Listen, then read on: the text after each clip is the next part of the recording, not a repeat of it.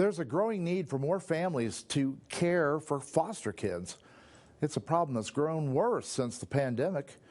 In this special report, Bola Badebo looks at the impact on Central Oregon. Every Child Central Oregon works to provide resources to family fostering kids in order to help more kids grow in a stable environment sooner. I think the majority of children that come into foster care are coming into care due to neglect and threat of harm, and that is basically due to substance abuse, domestic violence, physical abuse, or sexual abuse as well.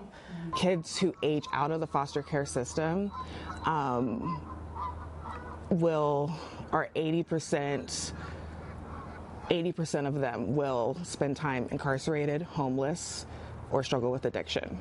Jasmine Wilder lives in Central Oregon and fostered her first child in 2021, followed by 9 more placements. She now cares for a 3-year-old child. She shares major challenges resource kids, formerly referred to as foster kids, face.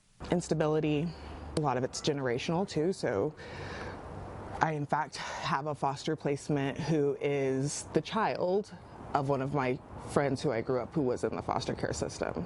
Wilder also says many resource kids experience going back and forth between their biological parent and a resource parent several times over. It's supposed to be, in an ideal situation, a reunification thing. So you have to go into that understanding. You shouldn't go into it wanting to adopt.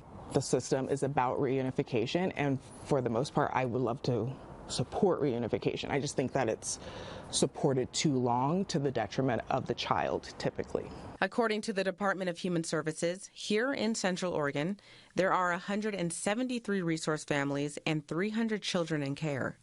Approximately 50% of resource children are placed with relatives.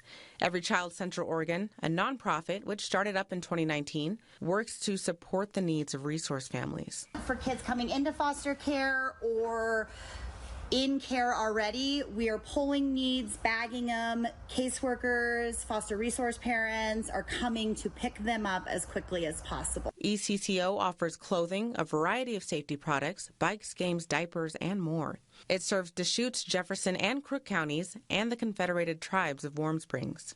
Melissa Williams, the executive director of ECCO, was inspired to launch the nonprofit after adopting a baby in 2017. These children didn't ask to come into foster care. It wasn't by their choice, and we as a community have a responsibility to be a part of the solution.